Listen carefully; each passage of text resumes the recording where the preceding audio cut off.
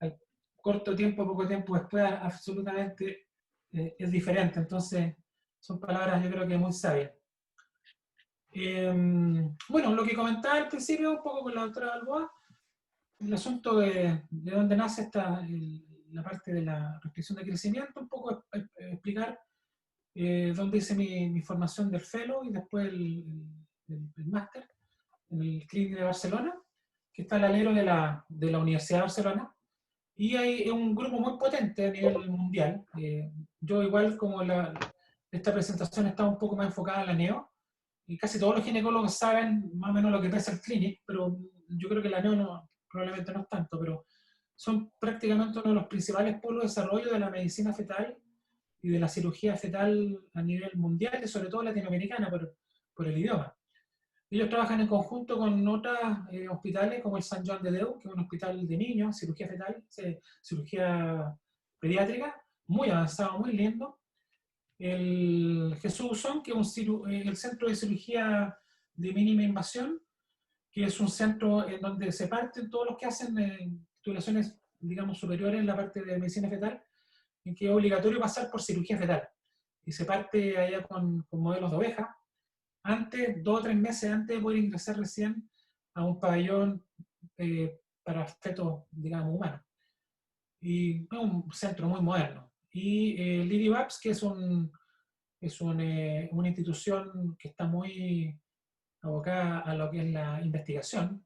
Hay grandes personas, digamos, que trabajan ahí, y que obviamente todas las publicaciones que hace el Clinic pasan por la revisación y la revisión del IDIVAS para que sea una publicación de peso y bien catalogada, y por eso le ha ido muy bien. De hecho, el Clinic en publicaciones, digamos, de alta gama, tiene muy parecido a lo que tiene el King College en Londres, pero haciendo 1/3 de las publicaciones o menos de las que hacen los otros. Entonces, en calidad de publicaciones son muy buenas. Un poquito ahí, ahí arriba está el Sant Joan de Déu, el interior, que es muy moderno, a diferencia del clásico Hospital Clinic, que es medieval. Y un detalle que, si se ve un poquito ahí arriba, ese es el Camp Nou, el hospital, o sea, el estadio del Barcelona, está El al lado. Barcelona.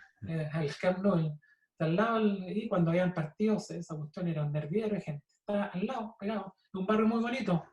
Se llama el barrio de la maternidad, se llama el barrio del Escorts.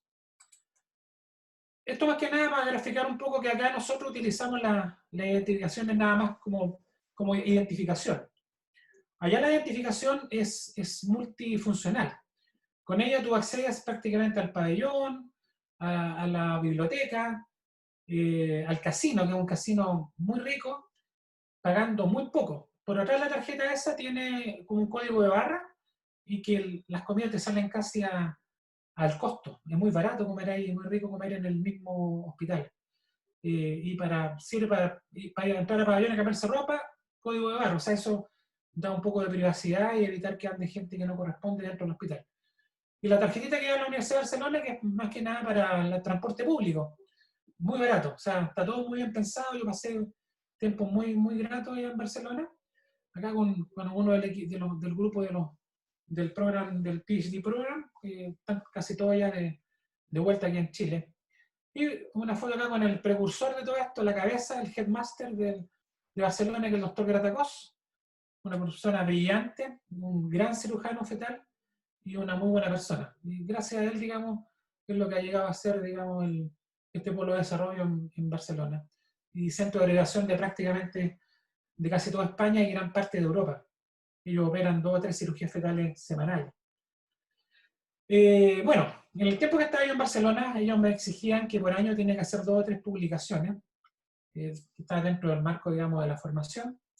Y mi primera publicación, en el año 2013, que está en la revista chilena de ultrasonografía, fue en lo que se denominaba nuevos conceptos en el diagnóstico y manejo de la restricción de crecimiento intrauterino. En ese tiempo eran los nuevos conceptos, porque en el año anterior, en el año 2012, el Clínic de Barcelona publicó todos sus protocolos online para que estuvieran disponibles para toda la gente. Y obviamente que después esos protocolos se fueron internalizando en cada lugar, y de hecho son los protocolos que utilizamos nosotros acá en Chile actualmente, con algunas modificaciones por el lugar. Y esto también lo tengo, si alguien está interesado en profundizar mucho más el tema. Es muy similar a lo que voy a hablar ahora, con algunos cambios, porque esto ya tiene 7 años, ha cambiado algunas cosas, pero si a alguien le interesa, está en PDF y se lo puedo enviar a quien desee. Y aquí hablaba yo del tema de la restricción de crecimiento intrauterino publicado en la revista chilena de ultrasonografía. Lo mismo es, para que la gente sepa, bueno, aquí arriba se tapa un poquito, pero es en la página web del Clinic, están todos los protocolos disponibles para cualquier persona que los quiera leer.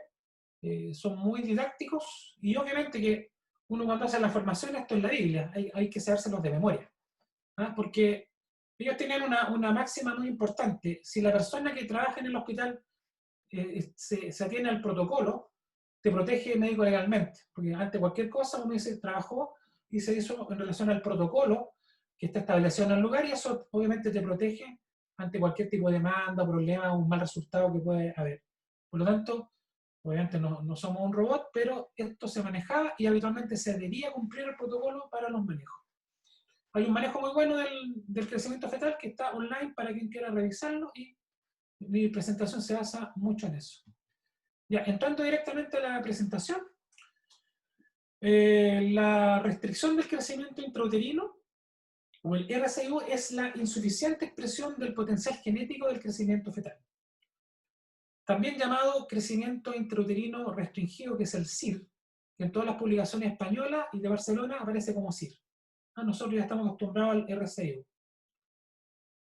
El diagnóstico.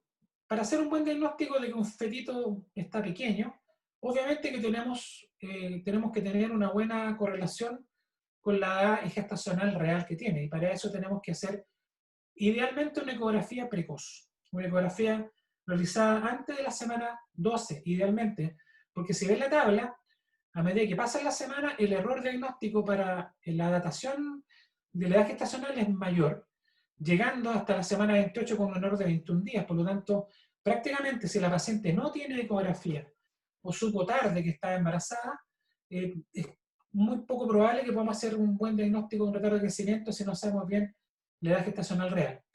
Y actualmente lo que se utiliza es que si uno en la semana 8, que es la mejor semana, es la más exacta, encuentra diferencia hasta de un día con la última regla, se prevalece la última regla, o sea, la ecografía por sobre la FUR.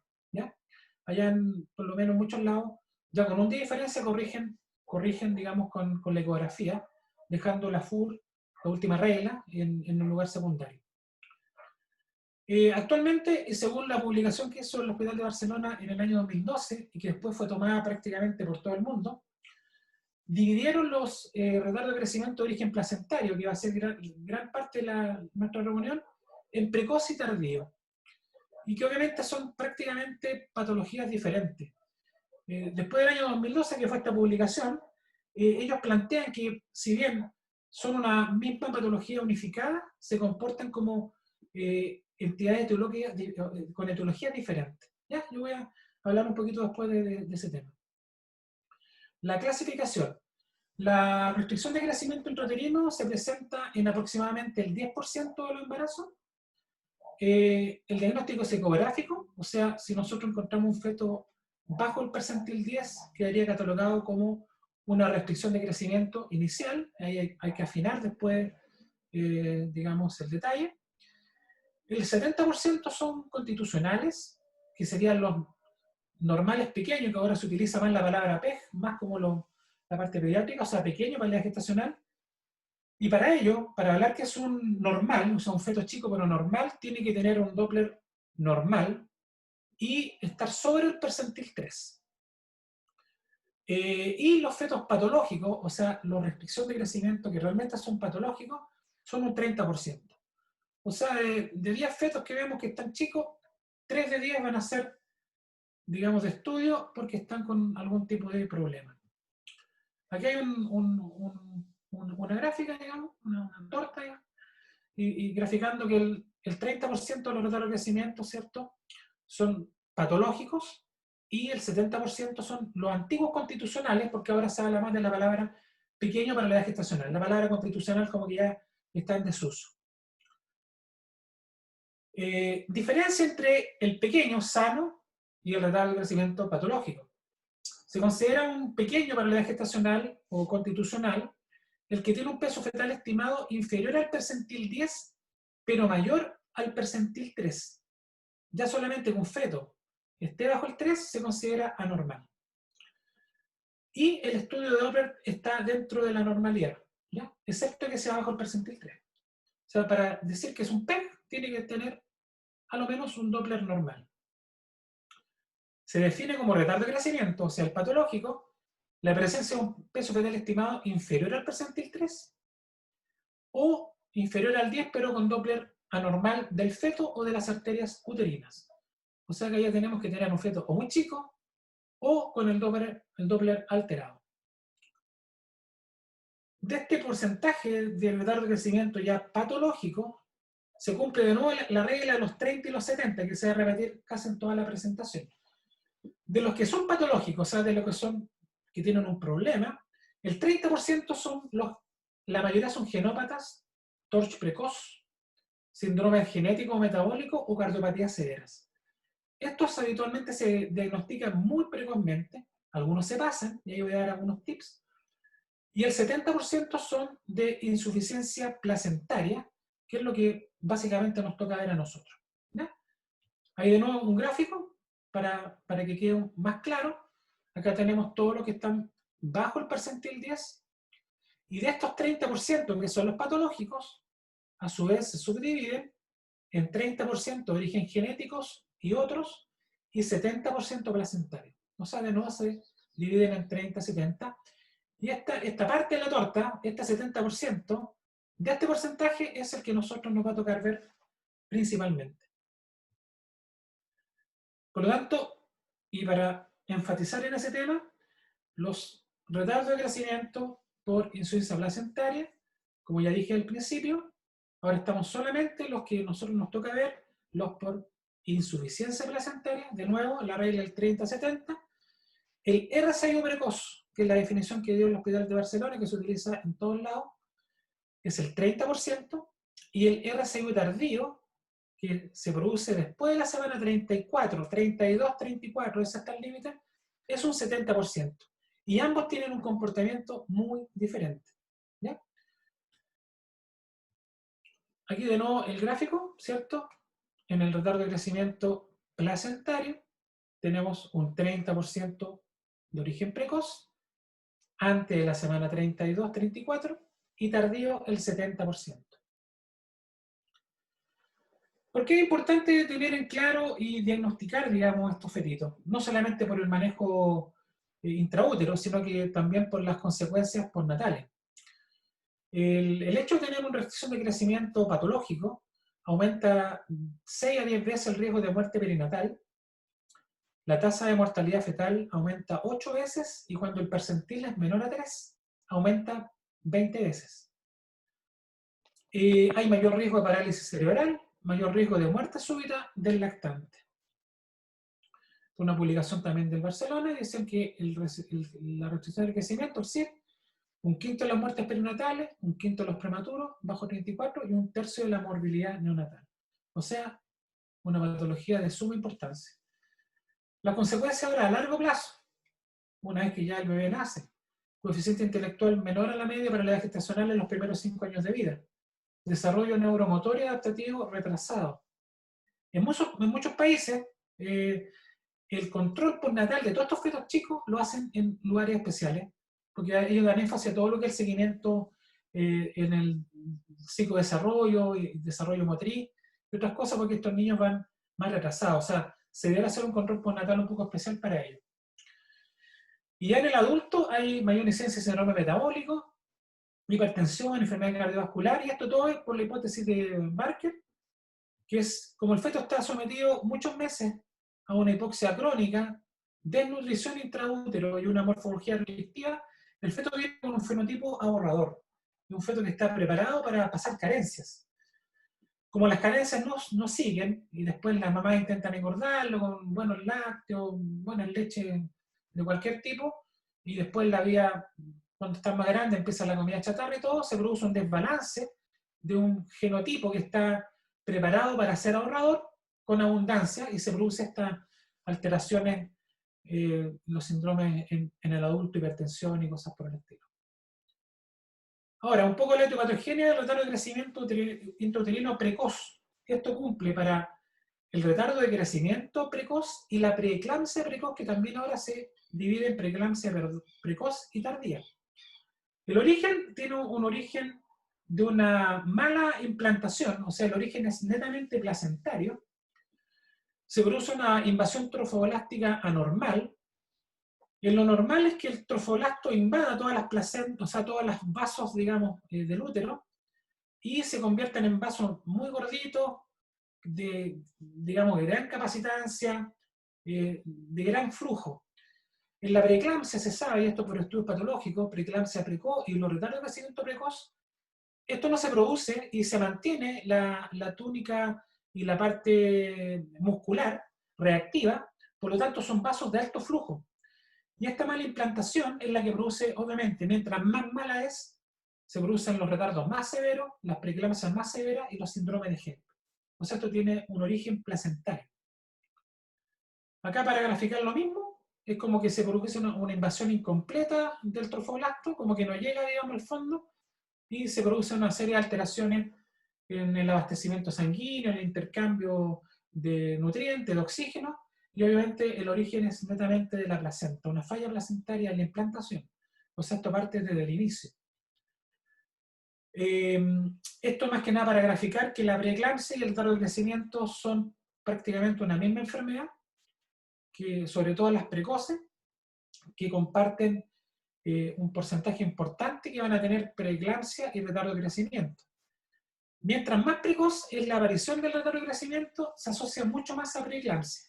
Viceversa, mientras más temprano parte la preeclampsia, más temprano y se asocia más al retardo de crecimiento. O sea, están absolutamente interrelacionados.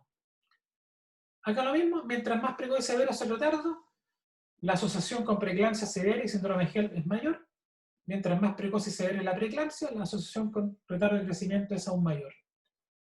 ¿Cómo nosotros hacemos el cribado en nuestra clínica? ¿Cómo nos damos cuenta qué pacientes tienen mayor probabilidad de tener una preeclampsia severa o un retardo de crecimiento severo? Esto es más para los precoces. Los tardíos, como ya dije, es como que fuese otra patología y prácticamente no son fáciles de predecir. ¿Qué hacemos nosotros ya? Hacemos nosotros el peso de la madre, los antecedentes han tenido preeclampsia o retardos previos, y el Doppler, que es nuestra gran arma de arterias uterinas. Pronto se va a instalar la toma de presión arterial, que he estado luchando harto porque eso pase hace más de un año, pero pronto ya lo vamos a tener disponible porque eso nos agregaría un mayor porcentaje de diagnóstico.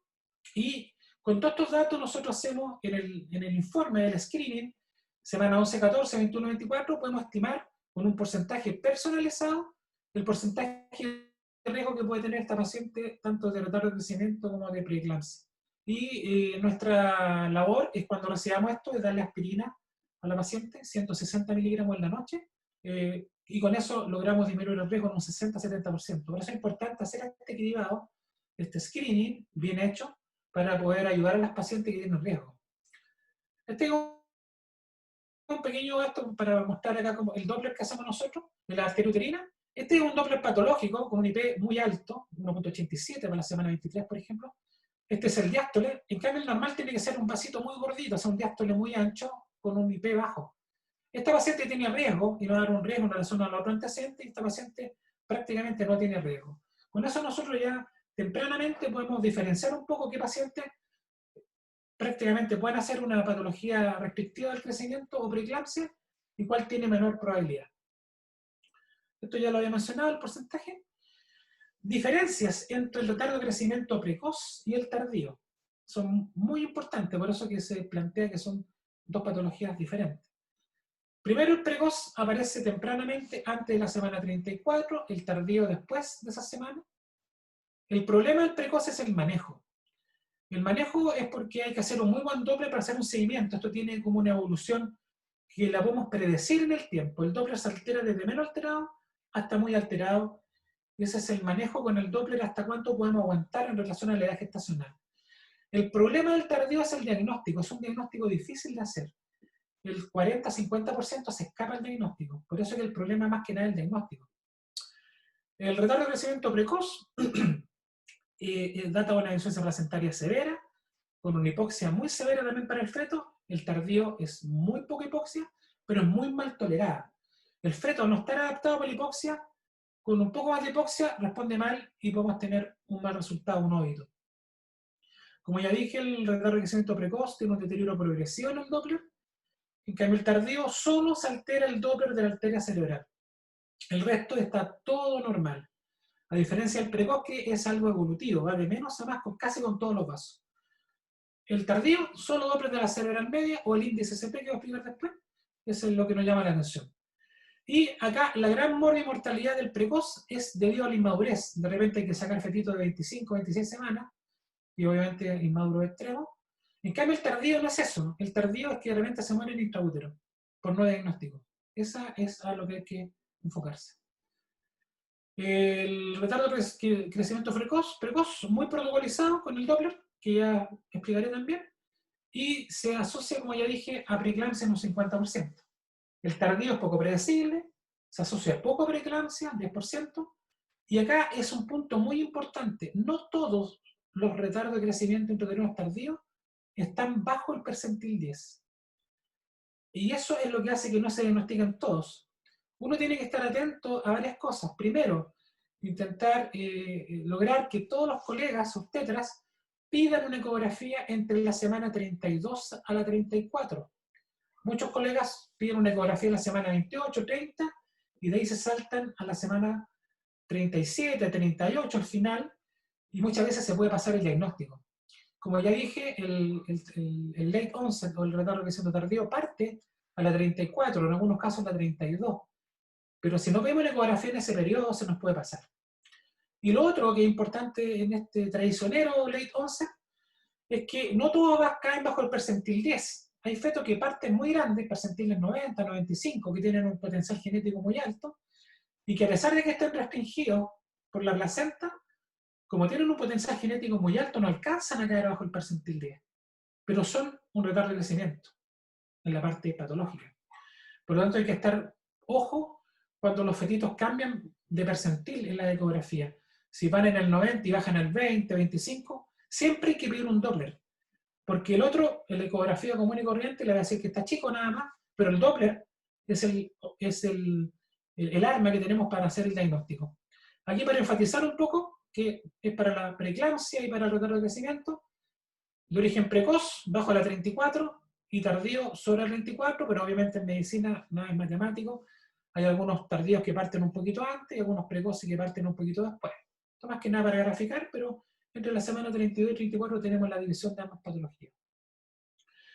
Ahora, en relación a un poco el manejo, por rutina, siempre que ingresa una paciente al alto riesgo obstétrico de nuestra clínica, le pedimos estudio de preeclampsia por la asociación diagnóstica. Aunque la paciente no venga hipertensa, se le pide igual el estudio de preeclampsia.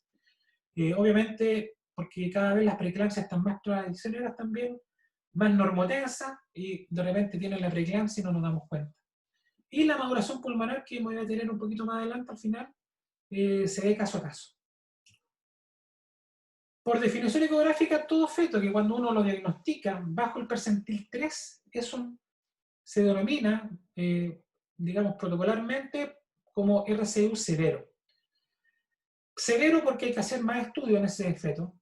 Hay que hacer obligatoriamente un estudio genético, porque aquí hay muchos de los que probablemente se pasaron cuando en el 11-14, 21-24, que puede ser una trisomía 18, no lo sé, que son habitualmente muy chicos. Entonces uno cuando se enfrenta a un feto, aunque tenga todo normal, doble 11-14 normal, 21-24 normal, y nos encontramos con un feto bajo el percentil 3, estamos obligados a solicitar un estudio genético para descartar todo lo que es genopatía y una ecocardio, porque obviamente que hay muchas cardiopatías severas que causan retardo de crecimiento severo y que si se pasaron en los anteriores, la podemos diagnosticar solamente con eso.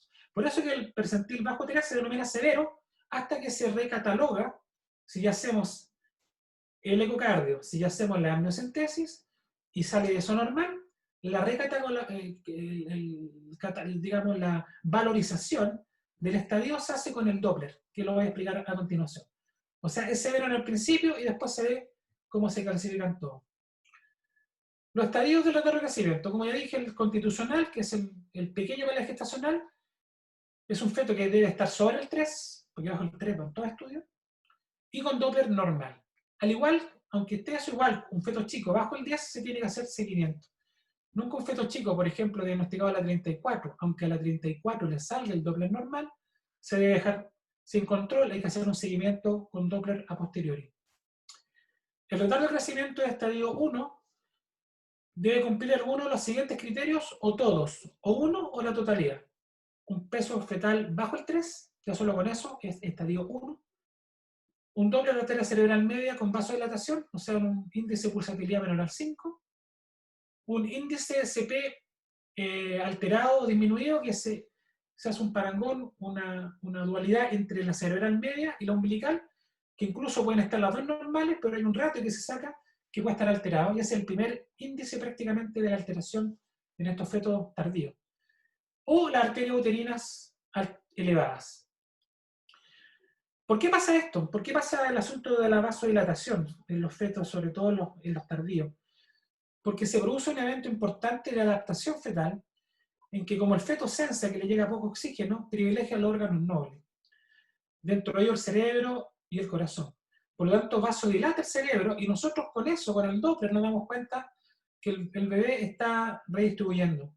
Y con eso hacemos el diagnóstico que el bebé está con una hipoxia y está compensando. ¿Ah? Por eso es que es importante el Doppler de la arteria cerebral media. Y el único que hace ese diagnóstico, digamos, y la diferencia es el Doppler. Acá tenemos un Doppler de la arteria cerebral media, una vasodilatación, ¿cierto? Gordito, grande, deberá ser un poquito más bajo esto. Y acá nosotros tenemos un IP bajito para esta semana, y obviamente que ese es un bebé que está redistribuyendo flujo. Y lo mismo del ratio, cerebral media con umbilical. Pueden estar los dos normales, pero si el ratio sale alterado, también está redistribuyendo. La arteria uterina, lo mismo que expliqué al principio. Esto, el antiguo notch que ya no se utiliza, esta escotadura, cuando aparece con un IP elevado, indicaría también que es patológico. Eso sensa una mala implantación, o sea, un Doppler alterado de arteria uterina indirectamente indica que la implantación está defectuosa. El estadio 2 es el flujo diastólico ausente en la arteria umbilical. La arteria umbilical es muy progresiva, sobre todo los retardos de crecimientos precoces, parte normal, y nosotros podemos tener una evolución clara hasta hacer el flujo diastólico 0 y reverso, que es un estadio bastante más severo. El estadio 3 puede cumplir una o todas, debe tener el flujo diastólico reverso de la arteria umbilical, que lo mostré recién. El ducto, que es un vaso muy importante, sobre todo para el manejo de los fetos bajo la semana 28 o 26. Es el vaso que al final nos va a indicar a nosotros los obstetras en qué momento interrumpir. Nos damos cuenta por un flujo diastólico 0 o con un IP sobre el percentil 95, y el istmo aórtico, que es un vaso muy valioso, pero que es muy difícil de hacer. Yo, como hago ecocardiograma fetal, me es bastante fácil, pero lo uso como arma propia, porque es difícil que alguien que no haga ecocardio lo tome este vaso, porque es difícil de hacer. Aquí tenemos un flujo diastólico reverso en el diástole, en la arteria umbilical. Se nota el tiro por esa abajito. Aquí abajito, eso indica que el diástole, hay flujo reverso en diástole prácticamente ahí. El ducto venoso, acá un ducto normal con una onda A, esta es la onda A presente, y aquí está la onda A0, o sea, baja hasta tocar la línea. El istmo aórtico, acá está el istmo, el arco aórtico se toma en este nivel, en el istmo. Aquí tenemos un flujo normal, ¿cierto? Y un patológico con un flujo diastólico reverso. Y el estadio 4, que es un estadio ya que indica, es el estadio que llegamos con los fetos muy chicos, semana 25, 26, en que hay que sopesar muy bien. Si sacamos a un bebé con muy poco peso, recuerden que es un retardo de crecimiento, de repente 400 gramos, con 25 semanas, pero claro, llegan a este estado, que es un estadio 4, que es un estado premorte. Indica esto muerte fetal en los próximos 3, máximo 7 días, y nos damos cuenta por el flujo diastólico reverso en el ducto venoso. Acá está esta escotadura. Cuando pasa esto, prácticamente hay que sacar el bebé. El riesgo de muerte intraútero es altísimo. Esto se da en la retardo de crecimiento muy severos, preeclampsias severas y síndrome de Helm. Y acá otra, digamos, todas estas son ecografías de la clínica que he hecho yo. Están ahí mostrando el reverso con la onda reversa en el ductus. Acá como va evolucionando el ducto con la onda A, que es la que marca esta línea, ¿cierto? Que es la más importante de todas, como va desapareciendo hasta hacerse reversa, y es un cambio evolutivo hasta la insuficiencia cardíaca fetal. Ya casi estamos terminando, voy a hablar un poquito de los cambios ductales importantes, la importancia del ducto en los fetos chiquititos, por eso que le hacemos hincapié. En un feto normal, de la vena umbilical que viene de la placenta, que lleva la sangre oxigenada al feto, lo que va al hígado un 70%, y un 30% solamente va a la vena cava inferior, es decir, al corazón fetal. Cuando hay hipoxia, cambia automáticamente este ducto, que es un vaso de muy alta velocidad, y lleva un 70% de flujo de sangre muy oxigenada a la vena cava inferior y solamente un 30% al hígado. ¿Con qué motivo? Si el feto le está llegando poco oxígeno, se produce un flujo laminar de alta velocidad, y que de la vena cava inferior, o sea, viene del ductus, vena cava inferior, pasa directamente por el foramen oval al corazón izquierdo. El corazón derecho es un territorio de alta resistencia que irriga las extremidades, órganos entre comillas no nobles, y el izquierdo es digamos, de baja resistencia que irriga el cerebro, corazón y órganos nobles. Por lo tanto, el flujo que viene del ductus pasa directamente por el foramen oval al corazón izquierdo y a los órganos nobles. Acá un pequeño esquemita que preparé. Tenemos la placenta, ¿cierto? Mientras más roja es más oxigenada la sangre, va por la vena umbilical de la placenta al feto. Aquí llegamos al hígado. Este puntito rojo vendría siendo como el ductus. Y cuando se contrae el ductus se achica, por eso que nos da el cambio de la onda A en el Doppler, que lo podemos ver nosotros, tira a alta velocidad la poca sangre oxigenada que está llegando por una placenta muy insuficiente a la aurícula derecha, y de ahí directamente por flujo laminar al foramen oval, y del foramen oval a la aorta, y de la aorta a la oxigenación cerebral. O sea, el feto protege hasta el final el cerebro, incluso en los estados más avanzados del retardo de crecimiento.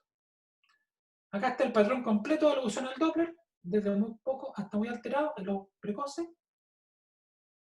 Y esto es importante tener un poquito acá, porque nosotros, esta reunión de hecho nació por un caso que hubo en la clínica, y que lo conversamos con la NEO amistosamente, porque me preguntaban mucho de la evolutividad.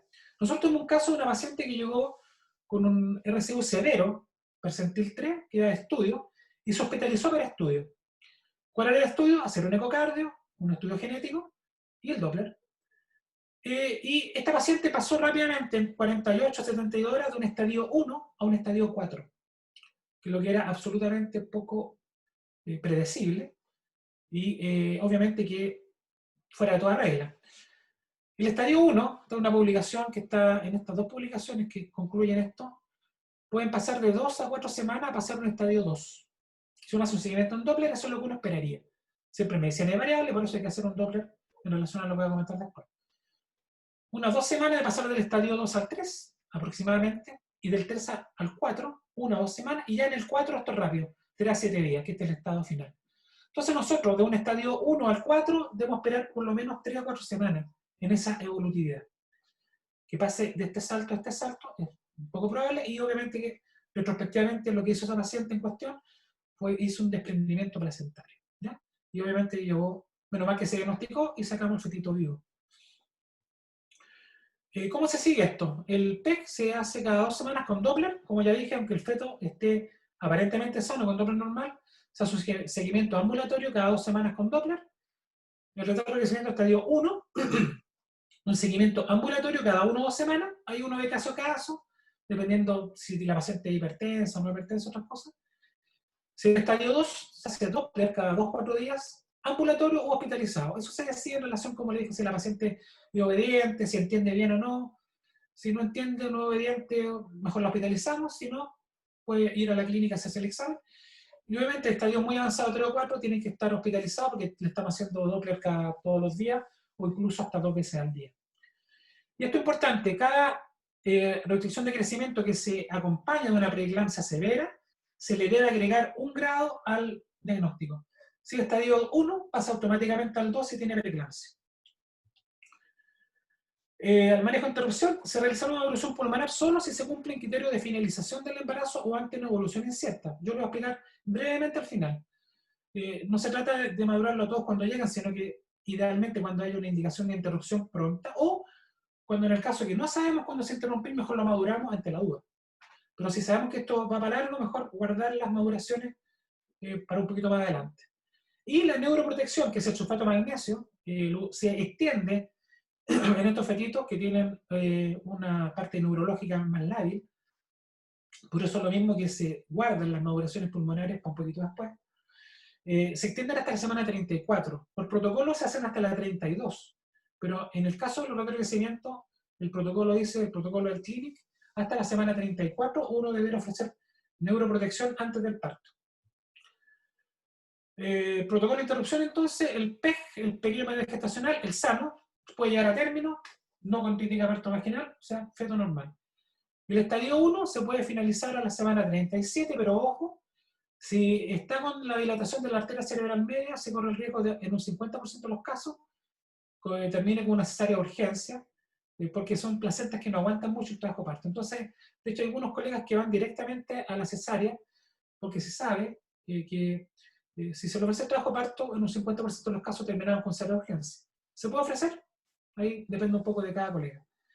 El estadio 2 obligatoriamente se finaliza a la semana 34 por cesárea, el estadio 3 a la semana 30 por cesárea y el 4 a la 26 por cesárea o de urgencia si es que se altera el ductus.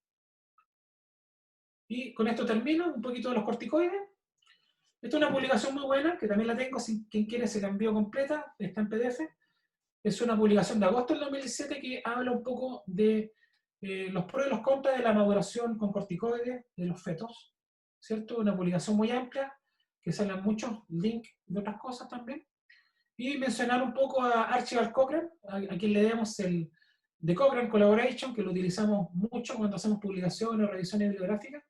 Un médico escocés, altruista, y fue el que dio y sentó las bases para hacer la biblioteca Cochrane, ¿cierto? Que partió en el año 92. Él no la vio nacer, murió en el 88, pero a él se debe esta biblioteca, que está al alcance de todo el mundo. Recomendaciones de los corticoides ahora. Dar corticoides ante la sospecha fundada de interrupción de la gestación en las próximas horas o como máximo en 7 días. No en forma profiláctica, o sea, no que ingresen en alto riesgo a todos moderarlo, sino que dejarlo cuando realmente tenemos la certeza que lo vamos a interrumpir en los próximos días. Esto es una metaanálisis de la base que dije recién del Cochrane y de la COG, que es lo que le mencioné recién. ¿Por qué motivo? El efecto máximo del corticoide llega a las 48 o 72 horas de iniciado el pulso. Después el efecto se acaba. No queda un remanente como se pensaba antiguamente. Por lo tanto, el efecto dura máximo 7 días. Por lo tanto, hay que ser cuidadoso cuando uno lo indica, porque obviamente que el efecto es limitado, no es eterno. Y actualmente se puede dar maduración pulmonar desde después de la semana 34 hasta la 37, que muchos me preguntan eso. Se da siempre y cuando no se haya madurado antes de la 34. Si se maduró antes, no se da después de la 34. Si no se ha dado, se puede madurar. Esta es una gráfica muy, muy importante que indica cómo llega la betametasona al feto con un pic, una meseta muy importante entre las 48 a 72 horas y después tiene una baja. Una baja en la inducción, digamos, de la maduración pulmonar que alcanza los 7 días y después desaparece. Esto también está publicado en el Clinic de Barcelona. Se considera el uso de la betametasona a partir de las 23 semanas, antes era de las 24. Y lo que no está recomendado son los esquemas múltiples repetidos. O sea, ahora máximo 2 maduraciones completas. No más de eso, porque si es más de eso, según varios metaanálisis y muchas publicaciones, indican que es deleterio para el feto. Sobre todo en los fetos más lábiles. Está demostrada una depresión neuronal a nivel hipotalámico en los niños con seguimiento hasta 5 años. Múltiples estudios, tengo varios, yo se los puedo mandar todos. Disminución de peso al nacer y perímetro cefálico. Alteración en la mielinización cerebral, crecimiento y desarrollo cortical. Esto está puesto en lo que les mencioné al principio. Y sería eso. Larga vida y prosperidad. Si hay preguntas, aquí estamos para responderlas. Muchas gracias, Nelson. Clarísima la presentación.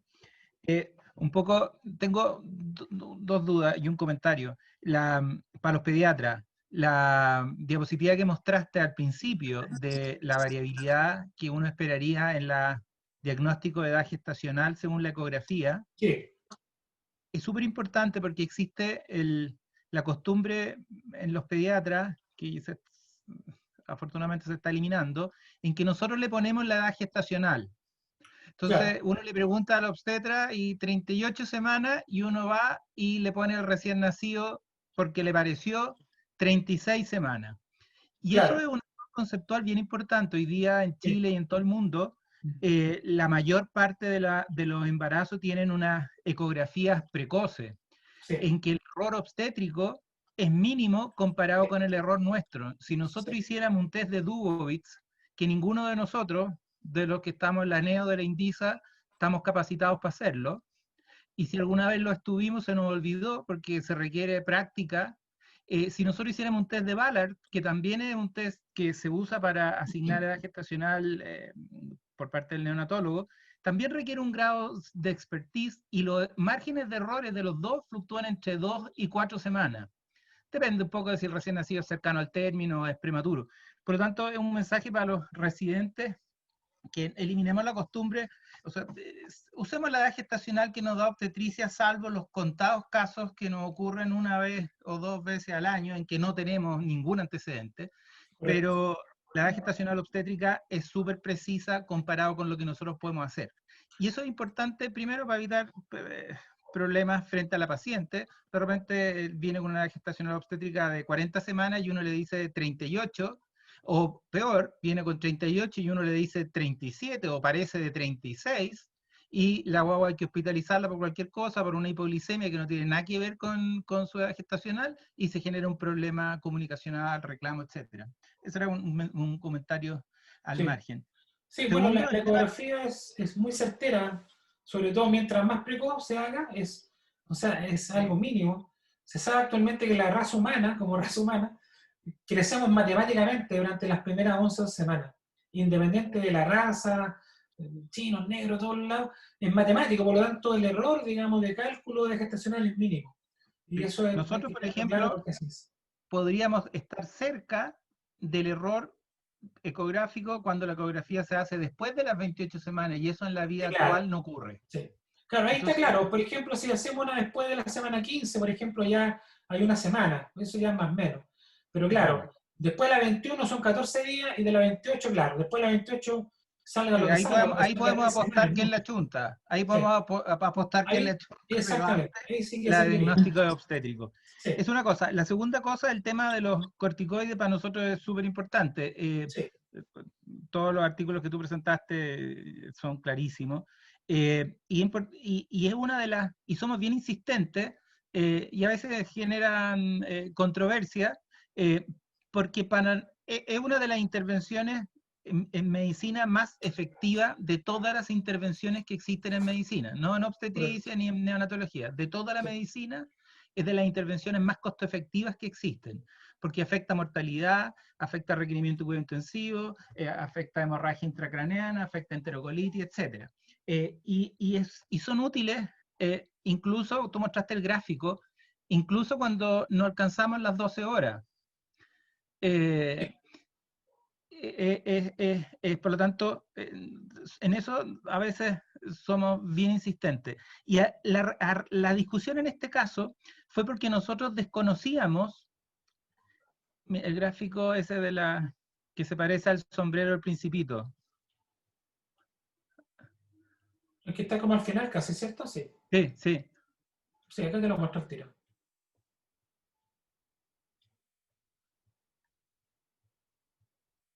Ahí. ese. Sí, Ese, ahí está, no sé si te lo preparo. Acá ya en efecto a las 24 horas, que es bastante ya importante. claro, Al incluso, principio, o sea, desde que se pone, ya hay un efecto ya, desde el sí, claro, inicio. sí, claro. Por eso que a veces insistimos mucho que se ponga incluso en la urgencia antes que si el paciente es de muy alto riesgo sea las primeras Claro, cosas que se hagan. Ahora, igual sus efectos, y esto es un comentario al margen, pero igual sus efectos sobre la mortalidad son evidentes, pero hay otras prácticas que hacen todavía, eh, todavía eh, difícil de interpretarlo. Los metaanálisis son clarísimos, pero si uno ve los resultados japoneses, los japoneses son como de otro planeta porque tienen sobrevidas que son inalcanzables por nadie más en el mundo. Me acuerdo haber estado en un congreso con muchos de los próceres de la neonatología y estaba el neonatólogo imperial presentando los resultados neonatales y los comentarios de estos profesores neonatales era que no, estos son de otro planeta, no son humanos. Y cuando uno mira el uso de corticoides en Japón, es muchísimo más bajo que en Estados Unidos, Canadá, Europa, y más bajo que nosotros. Es cerca del 60% de los prematuros. Es bien raro eso.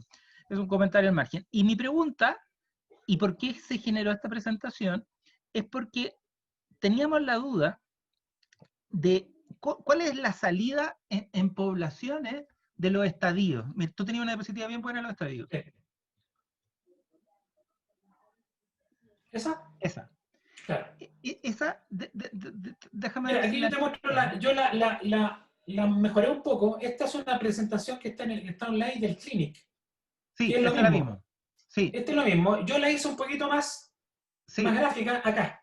¿Te das sí, cuenta? ahí quedó mejor. Sí, Esta es la habíamos visto la original de otra. ellos. ¿Te das cuenta? Y aquí están todas las publicaciones, desde Sí, el 2003 hasta el 2015, que muestran esta evolutividad.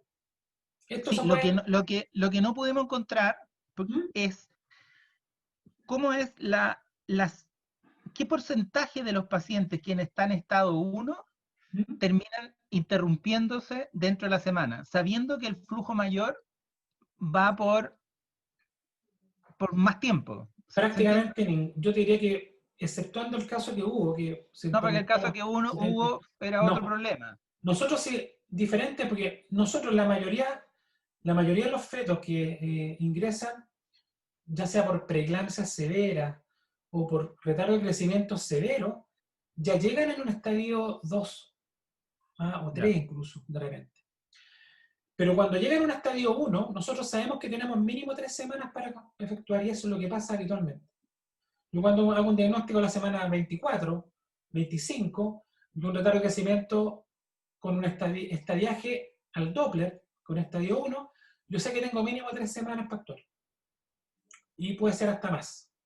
¿Ya? Y Para va actuar, pasando ¿qué lentamente. significa? Actuar significa interrumpir.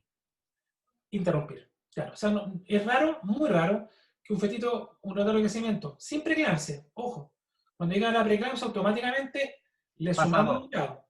Sí.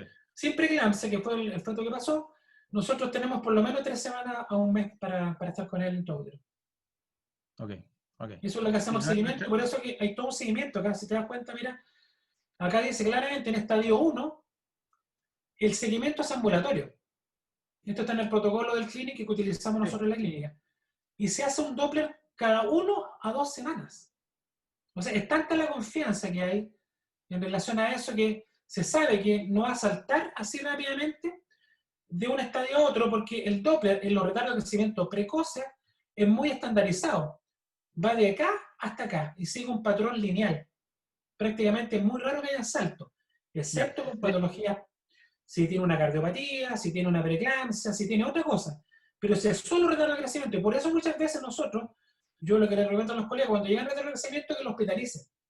Le hacemos estudio de preeclampsia, le hacemos ecocardio, la amniocentesis se corresponde para estudiarlo bien, para catalogarlo bien y para hacerle un buen seguimiento.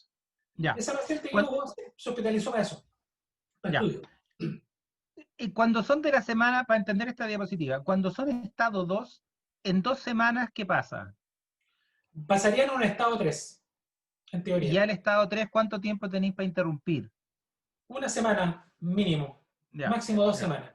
Sí, estoy pensando porque los corticoides, uno podría usar 2 cursos, y entonces, Sí, ¿en qué momento uno diría, con este estadio, pongámosle 1, sabiendo que vamos a tener la primera semana cubierta y sí. ya tenemos La desde el indicación en estadio esa 2, paciente que quedó, de hecho, anotada en la ficha, yo le indiqué al colega que lo madurara la semana siguiente, Ya, que no ok. alcanzaron. Ya. Ese fue, O y sea, quedamos dados bajo esa clínica. Era, en después de teoría, los estudios, madurarlo a la semana siguiente en forma profiláctica. ya, o sea, en teoría, un estadio 2 sería razonable madurarlo Madurarlo de forma inmediata puede y ser, o a una guardarse, semana o unos días, y ¿sí? guardarse una dosis de corticoides Correcto, para... previo a la Sí, interrupción. Porque, ya, ¿por qué ok. motivo? Porque, ¿por qué uno no lo madura de entrada? Porque nosotros sabemos que va a estar el efecto una semana. Después No, de no, quedar sin sí, sí. efecto, voy a estar obligado a madurarlo. Si le Sí. sale un doble medio raro, lo van a madurar de nuevo. Si no se No, no, sí. interrumpe, va a avanzar más y le van a poner la tercera dosis. La ¿Te das tercera cuenta, dosis, no? no sé, eso nos quedó, Eso es lo eso lo que teníamos tratamos de claro. evitar. Sí, nuestra mayor duda era esta flecha, la flecha del estado 1 al estadio 2, si era en un feto sin preeclampsia, porque si no, no era estadio 1, ¿cierto? Esto todo sin preeclampsia. La preeclampsia Ese, lo altera si todo. es que era el 100% evolucionaba a estadio 2 o no en un periodo de 2 o 4 semanas. O sea, si Correcto. es que hay un porcentaje que se te escapara antes. Claro. Ya me quedó Cuando hay claro. otras patologías, claro, es impredecible porque puede que la paciente al final se saque por la preeclampsia. Por Sí, eso que claro. nosotros al final Ya, tenemos, si, cuando se asocian las dos cosas, la maduramos de entrada. ya. Porque ahí Ok, es súper poco, porque no sabemos si va por un lado, por parte materna o por la parte fetal. Son dos ok, frentes, por lo tanto es más complicado. No ok. se cumple esta regla ahí. Ya. Y esa paciente era siempre preeclampsia, por eso dicen que en eso. No, sí. Sí, no, sí, sí, no, me quedó claro. Ya, esas eran mis dudas. ¿Algún Nelson, otro duda? Hola. Nelson, Sí, hola, sí, Sergio. hola. Sí, Hola, Sergio. una pregunta, la verdad que bueno, el objetivo para nosotros está centrado, claro, en este doble del prematuro, pero es muy interesante lo que señalaste del RCIU tardío. Y ahí Sí. cuáles son los tiempos y la salida, o sea, diagnosticado un RCIU tardío, hay vasodilatación cerebral, una ecografía a las 34 semanas. Esos pacientes, ninguno va a llegar a las 40, más de la mitad va a Prácticamente llegar a las 38. ninguno, porque, mira, casi todos los... el retardo de crecimiento tardío es muy traicionero. ¿Ah? De hecho, yo hice un estudio que no publiqué porque era una casuística muy chica. En el año, si no me equivoco, 2016, por ahí, hubo como 3 mortinatos debido a un RCO tardío no diagnosticado. ¿Qué es lo que pasa? Que la mayoría de ellos son estadio 1. ¿Por qué? Porque la única alteración al Doppler que tienen es la arteria cerebral media. Es una arteria que no evoluciona en el tiempo, o sea, se altera o no se altera. No hay una evolutividad. Entonces, la totalidad prácticamente de las restricciones de crecimiento tardíos son todos estadio 1. A diferencia de los precoces que podemos tener del 1 al 4. Entonces, te das cuenta, RCO estadio 1, doble la arteria cerebral media con IP menor a percentil 5, o esto. O sea, todos los tardíos uno se da cuenta solamente con la vasodilatación cerebral, porque nunca se altera el Doppler del umbilical, que es el más fácil de tomar. Entonces, estos solamente se alteran después. Por lo tanto, uno cuando se enfrenta a eso, tiene que obligatoriamente hacer un control con Doppler semanal de la paciente y llegar hasta la semana 37 por protocolo, que está anotado acá también. Todo esto está disponible en internet, en los protocolos del Clinic, que son lo que nosotros utilizamos, y está muy claro, o sea, nadie tiene duda. Acá está. RCO estadio 1, la totalidad de los tardíos, los late onset, son estadio 1, no existen más estadios para ellos, prácticamente, y se finalizan a la semana 37. Se le puede ofrecer un parto vaginal, pero sabiendo que en los 50% de los casos pueden terminar necesaria urgencia. Por lo tanto, no deberán pasárselos estos fetitos más de la 37. ¿Por qué motivo? Porque es un feto que tiene muy poca tolerancia a la hipoxia. Por lo tanto, cuando el feto alcanza un poco más de peso, la placenta tiende a ser cada vez más insuficiente. Y nosotros no tenemos graduación de alteración como sí tenemos en el precoz. Está alterada la vasodilatación de la cerebral, pero no tenemos ninguna otra arma. Por lo tanto, no va a ser un secreto decir como en el precoz, sácalo ahora, porque se alteró el ductus, por ejemplo. Acá no. Se vasodilató, entonces nosotros, al final, la recomendación protocolar, en base a una casuística grande, es interrumpirlo en la semana 37, para evitar mortinato después de esa semana. ¿Sí? Nelson, en Barcelona estudian citomegalovirus de regla o seleccionado a una población específica. Perdón, no te escuché bien. El citomegalovirus lo Sí, estudian, en sí, Barcelona lo estudiaban de citomegalovirus lo regla, ponen de rutina, de de rutina. rutina. Sí, de rutina en primer trimestre, acá no. En Nosotros Barcelona no lo sí. estamos haciendo solo cuando hay diagnóstico de retardo. De alguna sospecha, retardo o ventriculomegalia, sí. Sí, no, no Ya, está acá establecido en los protocolos chilenos, no está. ya. Hay algunos que Allá lo era hacen, de pero no está regla. establecido. Ya, En Barcelona sí lo hacen. ya. Ellos hacen varias cosas diferentes a nosotros. De hecho, en la semana 22 toman a todo un cultivo genital para ver Gardnerella, ureaplasma, micoplasma, que son de los grandes causantes de rotura prematura de membrana. Y yo, claro, lo hago con mis pacientes, pero como no es algo establecido, protocolizado, no se puede como imponer al resto de la clínica, porque digamos, no es nuestra realidad tampoco.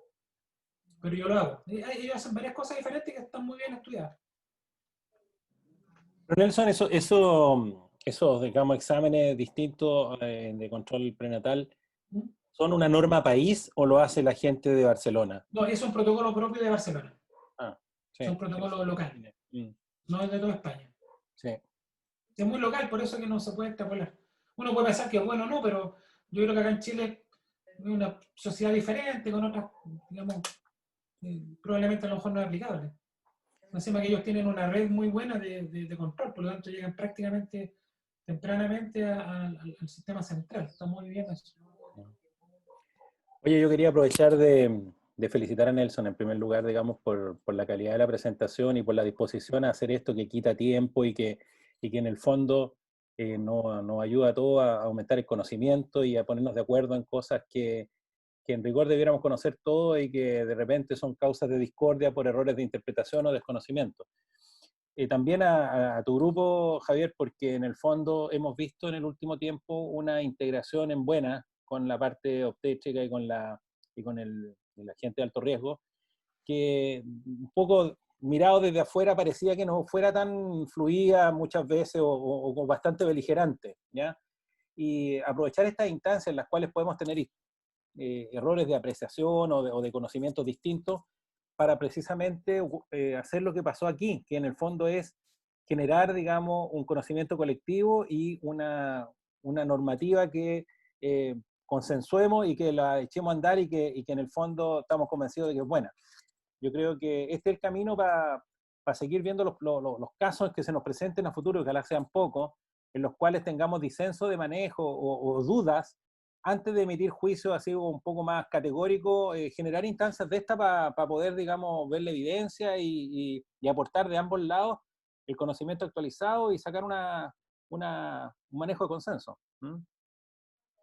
Sí, no, estas reuniones son súper importantes y yo creo que debiéramos tratar de hacer una cada 3 meses o cada 4 meses porque hay temas que son bien importantes que abordemos conjuntamente. Sí. Nelson algo tocó, ¿qué vamos a hacer con esos fetos que le diagnosticáis a las 23 semanas, 24 semanas y que hay que interrumpir? Bueno, hay una conversación con los papás que debe ser súper conjunta, con datos propios, con revisión de la literatura que se está recomendando para estas edades. Y así hay muchos otros ejemplos en que son importantes conversarlo antes. Sí. Así que yo les quería proponer si podemos agendar, la próxima la podemos hacer nosotros y yo creo a lo mejor una de las alternativas a discutir, después lo podemos ver más detalle, pero es ver cuáles son los resultados neonatales que tenemos nosotros en las distintas edades gestacionales. Porque uno aconseja, todos los centros aconsejamos lo que dice la literatura, pero la sobrevida a las 24 semanas en Iowa y en Tokio es bien distinta que en Washington y que en Santiago. Entonces, lo que uno encuentra en la literatura hay que matizarlo con los resultados locales. Y eso es bien importante cuando uno conversa con los padres. Entonces yo les quería proponer, si les parece, que programemos una reunión perinatológica para ir viendo estos temas. Sería súper bueno. Sí. Yo creo que Nelson puede ser nuestro nexo con usted, digamos, en la parte perinatal y vamos definiendo temas y vamos comprometiendo a la gente que que trabaja en el área para que la pega la hagan todos, ¿no? No Sí, solo... Y además que si haciendo o sea, este nexo más estrecho, nosotros tenemos mucha casuística. O sea, la maternidad tiene muchísimo parto, mucho parto de alto riesgo. Nosotros recibimos esos recién nacidos, entonces casi tenemos como el deber de presentar esto a la comunidad. Entonces, además que ustedes reciben del sistema público y privado de traslado interno también de niños patológicos, como francamente, entonces exacto. concentran mucho, sí. Exacto. Así que eso. Bueno, Okay, yo muchísimas quiero gracias, estuvo buenísimo. Eso, dar las gracias igual por la oportunidad, gracias Javier digamos, por permitirme igual presentar un poco de lo que hacemos en la unidad, en nuestra unidad perinatal de la clínica. Así que muy contento y agradecido por, digamos, para unificar criterios. Yo creo que esto es súper bueno, es una posibilidad que tenemos todos de aunar, digamos, fuerza y de estar hablando el mismo idioma, que es lo más importante. Lo otro ofrezco, yo tengo los papers, si a alguno le gustó alguna cosa, la publicación que hice yo se la puedo enviar. Tengo otra muy buena igual, que fue el de cardiopatías, que es una de las casuísticas más grandes latinoamericanas, y yo la publiqué hace un par de años en la revista chilena también, que la hice en conjunto con la NEO, que me ayudaron bastante Calderón, Fredes, para sacar la casuística, porque en el fondo nosotros vemos la parte prenatal y el postnatal muchas veces no es fácil. Así que también tengo todos esos datos, si lo quieren, encantado de compartirlo. Eso podríamos hacer una reunión también del diagnóstico prenatal de cardiopatías congénitas. Y exacto, sí. eso es importante. Diagnóstico genético también. Y sí, eso es un tremendo tema. Algunos Down sin diagnóstico, entonces yo creo que es un buen tema para tocarlo también. Sí. Sí. Álvaro Fredes por acá. Doc. ¿Sí? ¿Aló? Álvaro. No, sí, yo bueno, vengo saliendo de la beca y antes de salir hice una revisión sobre los outcomes neonatales de las restricciones severas y que podríamos contrastarlo en un tiempo más recolectando datos de nuestra unidad. Porque me tocó participar en varios hospitales en reuniones con los grupos del CERPO, por ejemplo, y nos preguntaban a la NEO cuál es el outcome de una guagua, por ejemplo, de 28 semanas con una restricción severa en percentil 3. Y si uno revisa la literatura, esa guaguita debería tener el pronóstico, las complicaciones de una guagua de 25 semanas adecuada para la gestacional. Exactamente. Entonces, hay que contrastar si realmente eso ocurre también en nuestro medio, porque estos son datos de Europa y Estados Unidos en realidad, donde un feto restringido equivale 2 a 3 semanas menos. El outcome en la primera semana en mortalidad y los outcomes, como el doctor Meneses después, de pronóstico neurológico, que es bastante malo en general. Sí. Bueno, allá le hacen un seguimiento específico a todos estos fetitos, no un seguimiento común y corriente, sino que ellos parten con un seguimiento especial, no solamente con pediatras, sino que con de la parte de terapéutica, de la parte neurólogo, exacto, con apoyo. Exacto. Es un control postnatal diferente, no están sometidos al mismo control en la vida. Sí. Ahora pronto se está yendo de alta una 26 semanas que pesó 480 gramos y que se escapa un poco a lo que uno esperaba, porque se está yendo bastante bien, al menos ahora con una displasia leve a moderada y sin ninguna otra morbilidad neurológica, con 2,5 kilos a las 38 semanas. Así que no me acuerdo.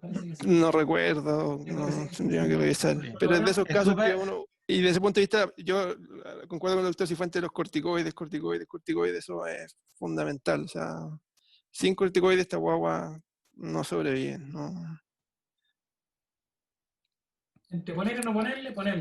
Yo prefiero los menores de 30 semanas, sí, no son muy malos resultados. Sí. Está bien. Listo.